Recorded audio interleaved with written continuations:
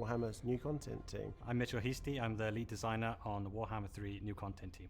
Thank you very much for sending in all your questions, thoughts on Reddit, and today we're going to be taking you through a few of those and trying to give you some answers. Immortal Empires is our kind of grand vision, the entire Warhammer trilogy, coming together after many years of work across the team, across the studio. And in doing so, we've had to bring obviously games which are quite a few years old up to date with Warhammer 3. So Warhammer 1 and Warhammer 2, all the content there that's been made over the last few years, it's not a simple case of just porting it across. A lot of that stuff has to actually be reworked, rebuilt, refactored, and actually brought up to the standards that you're seeing in Warhammer 3. So again, why we're calling it a beta is because we need to allow for some little missteps, shall we say. We're doing like a lighting pass on the various maps. We're going to be rebalancing all the units, all their stats. We're going to be doing updates to the aesthetics, the visuals, so lots of different bits that will just generally get improved from Warhammer 1 and 2. And having a beta allows us for some of the little bits that, we might have missed along the way. But the beta absolutely lets you have the full experience, right? All the legendary laws are there. They're all kicking ass and, ready to be played. You get to experience it all. Yeah, so right when we started Immortal Empires, this is something we thought kind of long and hard about. So ultimately the answer is no. We've not added it for Immortal Empires. I think there was so much environment art that we needed to do just to get Immortal Empires done. Adding 4 unique realms, as cool as they are, I think was a task that we didn't really want to undertake until we had a really good reason to do it. I think it's also not quite as simple as people might think in terms of copy and pasting it over from the Realms of Chaos. So if we are to do it, we need a really good reason to do it. It's something we're going to have a bit more of a think on. We do have some room on the map, so it's a case of never say never.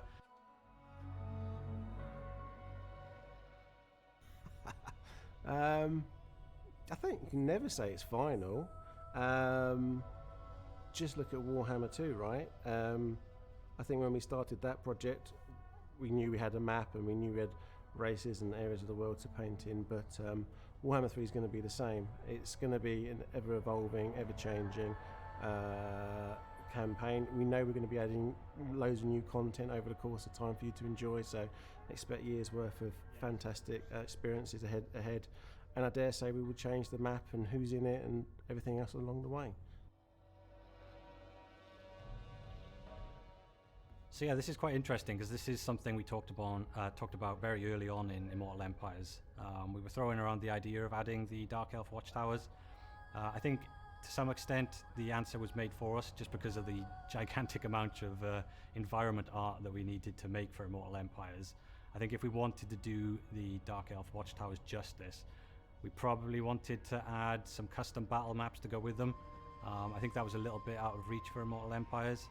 As cool as an idea as it would be, I think if we are going to do this, we probably need to have a really good reason to do it. And as the Chaos Invasion is gone in Immortal Empires, there's even less of a reason to add them. But as you guys will have seen in the past, we've added the Empire Forts in an update, so never say never. So when we first started planning out what Immortal Empires was going to be, we obviously went through all the different materials that Games Workshop had created over the years. We knew we were going to be adding Grand Cathay to the map, and we wanted to realise the world in its kind of entirety or as best as possible. So obviously Grand Cathay has lands to the south, which, as you mentioned, are Ind and Koresh. Now they're going to be impassable territories for the foreseeable future. Dense jungle, and we will see as time passes, but at the moment there's no plans to do anything else there. But there's plenty of other parts of the world to go and explore and enjoy.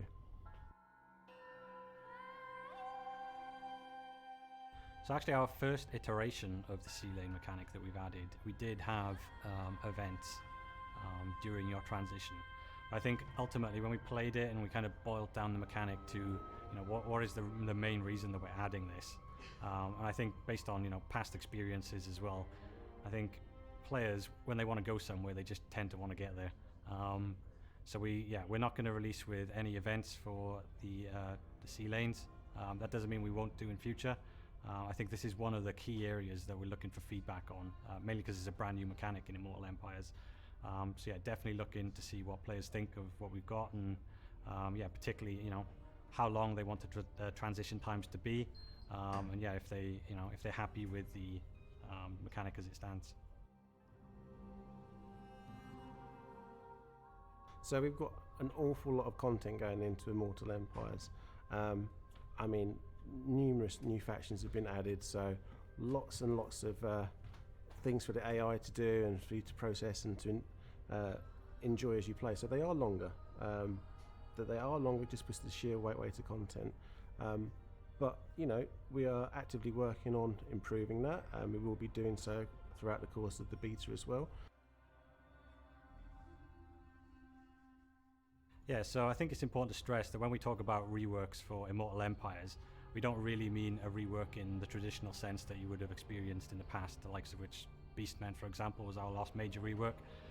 For Immortal Empires, we've tried to do quite a lot of little reworks, mini reworks. Norsca is a good example of that. So we've now changed them so they're a traditional, fully settled faction. Gone is the outdated outpost mechanic. We've just tried to bring them up to speed for Warhammer 3. And really just across the board for Immortal Empires, we've taken just a little bit of effort everywhere to try and bring a lot of things up to date instead of just focusing on one major rework. Yeah, so naturally Immortal Empires is huge. There's a lot of terrain and there's a lot of settlements, and there's a lot of opportunity for us to add landmarks. So they are spread all across the world. I think with landmarks as well, these are things that we love adding in patches and future updates. They're quite easy for us to add, and we know that the community respond really well when we add them. So yeah, you can definitely expect to see quite a lot in Immortal Empires, and yeah, going forward we'll add more as well. Another interesting point on landmarks is that we spent quite a bit of work in Immortal Empires reworking the unique settlement system, mostly behind the scenes in the data, and this is one of the most hated systems for designers, so we've completely redone it. And this means going forward now, we're much more capable of adding unique settlements, which is really cool. Now we can add them, all the way from Nagaron to Zarnagran to the eastern coast of Cathay. So look forward to that in future. Yeah, so music-wise, in Warhammer 3 we actually introduced an ambient music generator, and that actually allows us to, in a campaign, real-time to put tracks together and change what you're hearing. So they're not the full campaign tracks for the various different races. That we've still got with some of the content, but not all of the content. So we have been going back through using this new tool and updating some of the mentioned races like Wood Elves, Beastmen, Dwarves, Bretonnia, but there's no brand new battle tracks or campaign tracks. But that said, it's absolutely something that we'd love to do. So if the opportunity does present itself in the coming years or months, then we'll look to try and do that, because we all know that people love the audio in the game. Yeah, so victory conditions, we've had, I think it's fair to say, a few stabs at those over the years. We've tried to rework them a few times in the past. Immortal Empires is no different. So this time around, we've kind of tried to reimagine victory conditions quite a bit. They're still based on short, long, and ultimate victories, but now we focused much more into being thematic based on who you play as. So for a short victory condition, for example, we now have factional victory conditions that are thematic to who you play as. So an example would be Lockyer. If you play as Lockyer now, then your factional victory condition, which is part of your short victory condition, is to go and capture the Cathayan ports along the east coast of Cathay. Then from there on out, you can kind of go on and advance towards your long victory condition, and that's where then you have racial victory conditions. So these are things that make sense for the race. If I'm playing as Bretonnia, what does it make sense for the race of Bretonnia to try and work towards and aim for? And then from there, you can go on to achieve your ultimate victory, and that ties into the end games. So once your end game triggers, that's when you can work towards achieving your ultimate victory, which will be defeating the end game or just working around wherever the end game happens to be. So actually from Immortal Empires and our telemetry and metrics, we can see that the AI actually were quite successful at taking 8 peaks. But that doesn't mean that we can't do more, and we have done more for Immortal Empires. So now, we've really focused in on the race for 8 peaks in Immortal Empires. And what that means is we've moved the start positions of Belagar, Queek, and Skarsnik. So they're now, much more centered in on 8 peaks. So this should, hopefully, be even better at achieving the fantasy the players really want to see, which is, all 3 of those really vying for the peaks. So this is a really complicated topic, something I probably talk about for hours, and we don't have hours. But one thing I'll say is there are a couple of things we've done for Immortal Empires. So namely the victory conditions, and also the AI balancing and the economy balancing. They're all factors that go into answering this question about how do we keep people interested in their campaigns and playing for longer. You can also ask yourself, how long should a player play a campaign for? That's an interesting question. And it's one that we're constantly trying to get the grips with and tackle. So in Immortal Empires, we're kind of aiming for you to play your campaigns for a little bit longer. That early game feeling that I think where people have the most fun in their campaigns, that's the bit that we're really trying to elongate and keep going throughout more time in your campaign. So you can expect more challenge for longer. And hopefully people enjoy the results of the work that we have done in Immortal Empires, and this is something that's just always going to be ongoing for us from here. Yeah, so that's something that we've been looking at recently. We're not going to be tackling it for the beta launch, but do know that it's something on our radar and that we'd like to address as we go forward. Quite simply, no, they can't. So I think you probably agree that if the Wood Elves lost their settlement through this, it would be a little bit harsh. So we already have a system in place where we stop this happening for certain settlements, such as the Cathay Gates. So we've applied that now to the Wood Elf Forests, so there shouldn't be, hopefully, any broken mechanics like that. So we have a lot of skill trees in Immortal Empires, and when I say a lot, I mean a lot. So we've tried our best to go over pretty much all skill trees and address some really egregious examples of where things are outdated. That definitely doesn't mean we've covered every single skill tree. I think going forward, this is going to be something that we address not only in the beta but also afterwards as well. So again, another place we're really looking for feedback. If you're not happy with a skill tree or a particular skill in a skill tree, let us know, and I think that's definitely something we can address going forward. But like I said, we've tried to do a good pass over most skill trees. UI wise, we've gone with the direction that all factions will use the Warhammer 3 UI. That said, we've actually introduced some new colours. So rather than being all red as we saw in Warhammer 3, we've got a couple of different colour variants in green and blue, and they're going to be available to you as the player to pick and choose what you want to do.